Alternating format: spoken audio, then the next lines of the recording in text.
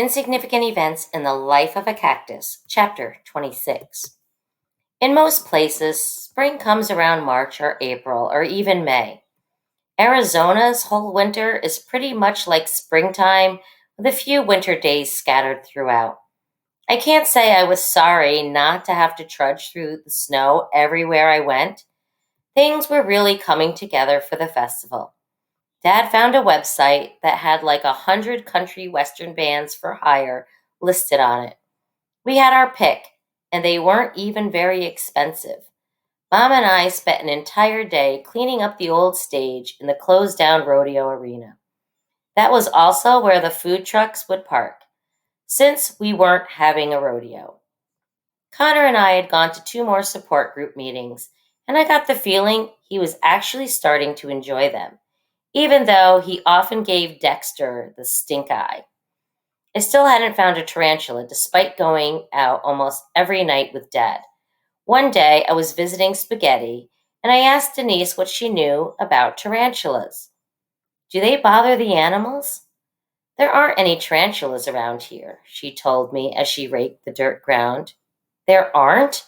But I thought they were all over the desert. I've read all about them, and every book I've read distinctly states that they live in the Sonarian desert. They should be here, but I guess with the city moving in on us like this, they've gone away. I rubbed at Spaghetti's sides with my feet. Yeah, but there's still a good chunk of desert right behind us. I'm always looking for one when I walk out there, but I've never seen one. Denise stopped raking and wiped her brow. I guess there used to be a bunch around here, but they disappeared a while back. Henry says it was around 2004. I stared at her. They disappeared in 2004? But Henry can't remember anything. Nothing recent, Denise agreed, but sometimes he can remember things from the past. In 2004, I repeated to myself. Yeah, he said the last time anyone saw a live tarantula around here was in 2004. Denise went back to raking the ground. Who knows? Probably just made it up. I decided to go visit Henry. He was sitting in front of the soda shop in one of the rocking chairs.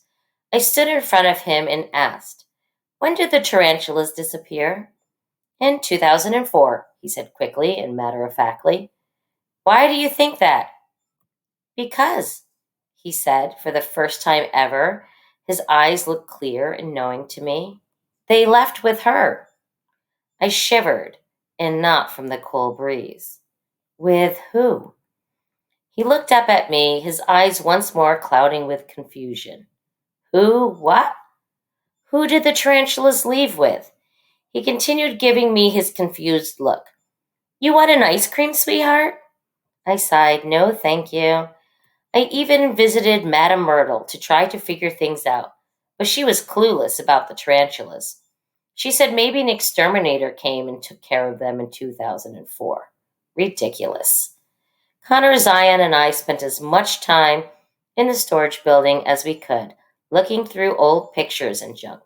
So far, Dad had given us about 15 unlabeled keys to try out on the desk, but none of them worked. This one's a dud, Connor called, pulling a key out of the drawer and tossing it back into a paper bag. I frowned as I kicked a box in one corner of the shed. It was so old and brittle from the heat that it burst wide open, sending a wave of papers onto the floor. It wasn't necessarily the most orderly way of doing things, but it was a lot easier than Zion's methods. I sheepishly glanced over at him as he carefully removed old tape from a box and pulled the top back like the Mona Lisa might be inside. Zion shook his head at me. Avon, he scolded. Do you have to make this place look like a tornado ripped through here? She's from Kansas, Connor said as he tried another key. Tornadoes are in her blood. Connor grunted and then barked. Dud! He pulled the key out. I sifted through the papers on the ground with my toes, trying to make out the faded writing. There were a lot of numbers and words like deduction and revenue and net. I had no idea what any of it meant, but I decided it was all far too boring to be important. Whoa, Zion said, causing Connor and me to stop what we were doing and look at him. He had a book in his hands and was pulling something out from between the pages. Whoa, he said again in a whisper. Connor and I walked through the junk to see what Zion was whoaing about. He held up an old black and white photograph for us to see. A photograph of me, with arms, wearing the turquoise necklace, taken in 1973.